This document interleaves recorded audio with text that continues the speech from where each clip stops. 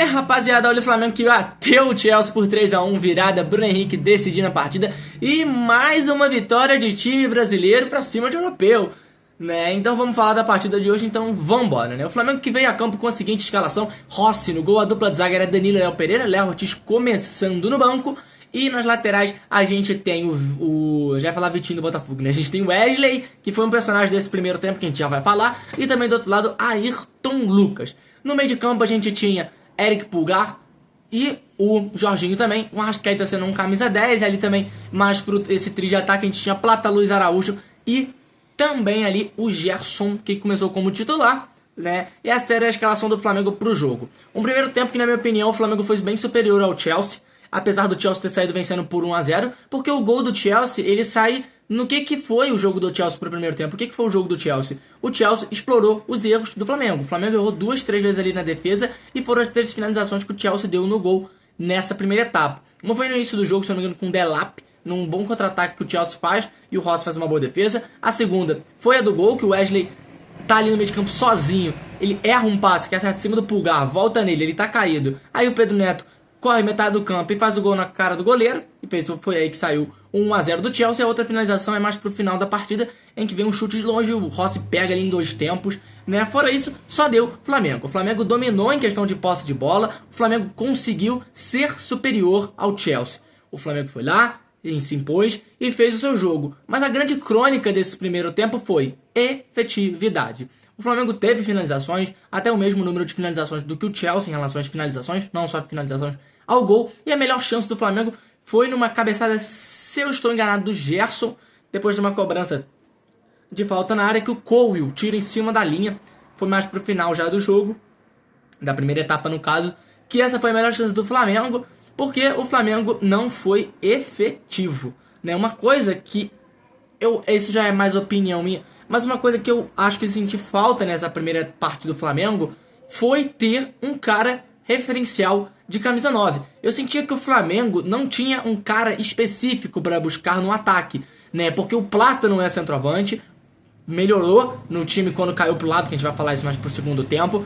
O Luiz Araújo também não é um camisa 9. O Arrascaeta tava meio que de falso 9, mas também não é um camisa 9, apesar de estar jogando mais ofensivamente no Flamengo, mas ele é um cara que é falso 9, não é um 9. O Flamengo sentiu falta de um 9, apesar do Pedro não estar muito bem. Sentiu falta, não necessariamente do Pedro, mas de um camisa 9, que foi o que fez o Bruno Henrique no segundo tempo e deu muito certo. E na minha opinião foi isso. A falta do Flamengo no jogo de hoje, para já não ter feito gol no primeiro tempo, foi a falta de um centroavante. Essa foi a grande crônica do Flamengo para esse primeiro tempo não ter saído vencendo o Chelsea.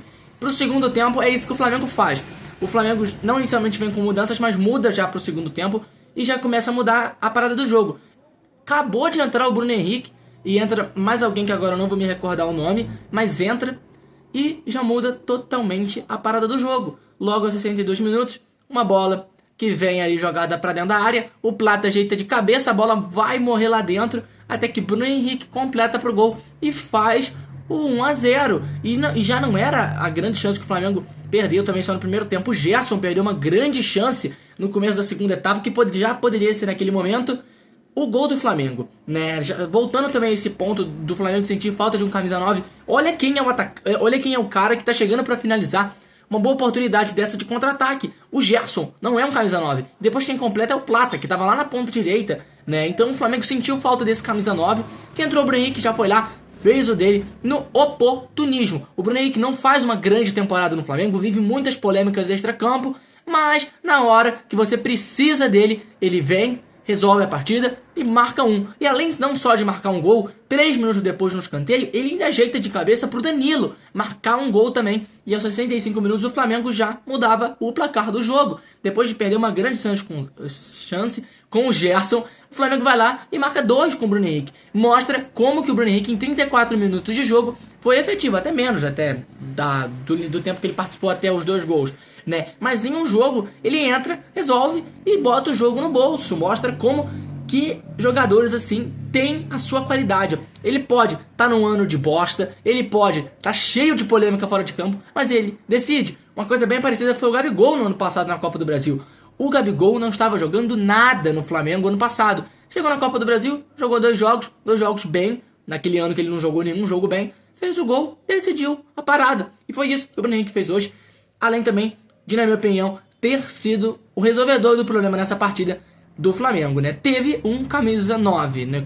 Coisa que contra o Esperance teve, mas o Pedro não conseguiu desempenhar também. E por isso que o Flamengo acho que não fez um jogo até melhor do que poderia ter sido feito. Sinto que o Flamengo vem sentindo falta dessa referência no ataque, que foi suprida hoje pelo Bruno Henrique, que também não é muito a dele. Ele mais foi mais um jogador de lado na carreira, mas agora é um jogador que vem se tornando esse cara mais centralizado por conta de já tá chegando numa idade um pouco mais avançada, não tanto ainda, mas mesmo assim é um cara que mudou o parâmetro pro jogo pro Flamengo. E o Felipe Luiz novamente acerta nas substituições. A entrada do Bruno Henrique e também a entrada de outro garoto que mais pro final do jogo, a gente vai falar daqui pra frente, fez o terceiro, né? Antes disso, logo depois dos 2 gols do Flamengo, que virou o jogo, Jackson, que deu mas deu uma solada na canela do Ayrton Lucas, que meu amigo, caraca, pegou feio. O Ayrton Lucas ficou sentindo dores imensas dentro do campo, imagina, né? Pegou uma trava descendo canela abaixo e foi expulso, obviamente. O Chelsea, era óbvio que esse jogo teria um expulso.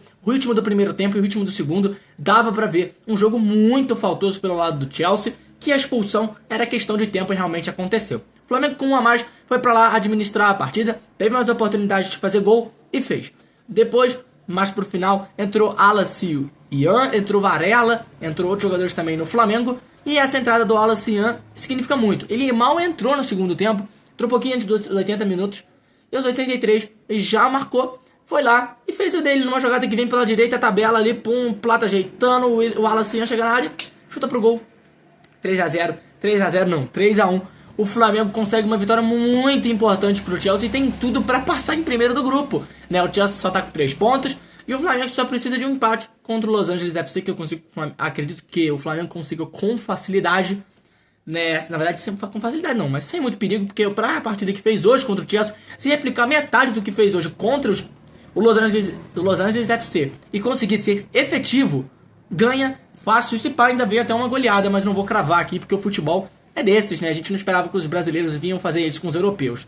Cara, eu acho que é isso que eu tenho pra falar do Flamengo de hoje, né? Uma partida que passou no primeiro tempo por erros defensivos que custaram caro e saíram o gol do Chelsea, que poderia ter saído até 2 se não fosse o Rossi, fez umas 2 boas defesas, mas o Flamengo não deixou de fazer uma boa partida. Eu sou vascaíno, né? Tenho minhas coisas contra o Flamengo, né? Por conta da rivalidade, né? Mas mesmo assim a gente tem que vir aqui, né? A minha função é falar de forma imparcial do que eu achei do jogo, e o Flamengo fez o jogo correto. O Flamengo só no primeiro tempo pecou na efetividade e um erro individual do Wesley.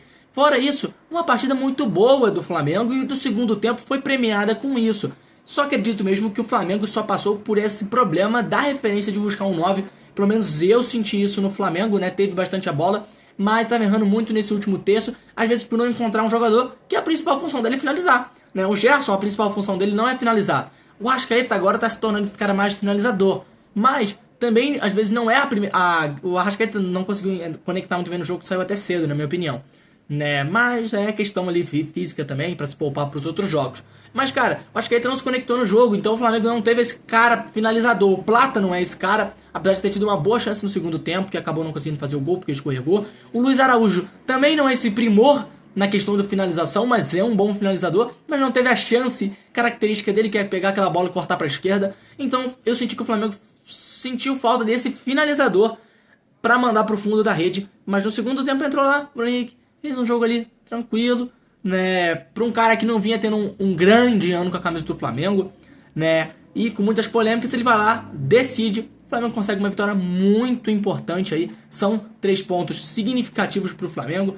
Além disso também, segue a invencibilidade dos brasileiros contra as equipes europeias. Eu nunca pensei que eu ia vir aqui dizer isso, né, mas os times brasileiros estão se dando muito bem contra os clubes europeus. Reforço mais uma vez, o problema não é nosso se os europeus estão cagando para esse campeonato. Mas hoje como a minha análise, que não tem muito parâmetro assim, mas eu não acho que o Chelsea entrou hoje de bobeira. O Chelsea entrou, veio na malícia, estava provocando os jogadores do Flamengo porque sabia que eles iam sentir a pilha, alguns realmente sentiram, funcionou isso em certo momento, então o Chelsea não veio para perder.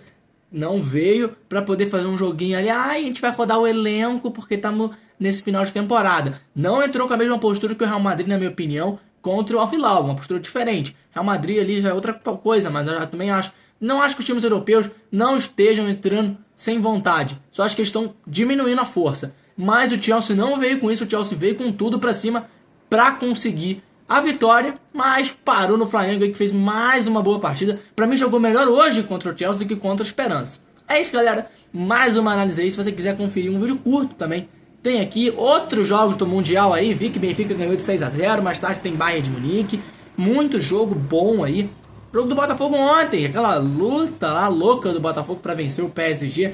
Também tem vídeo aqui no canal. Palmeiras também tem vídeo aqui no canal. Provavelmente amanhã também terá análise do Fluminense. Se não, vou ficar devendo essa pra vocês, mas tenho certeza que vídeo curto tem todo dia aqui no canal. A gente posta quase 10 vídeos por dia. Então se você quiser conferir aí e dar aquele apoio, ficarei muito feliz. É isso, mais uma análise feita. Flamengo vence o Chelsea, Bruno Henrique decide. Então é isso, valeu!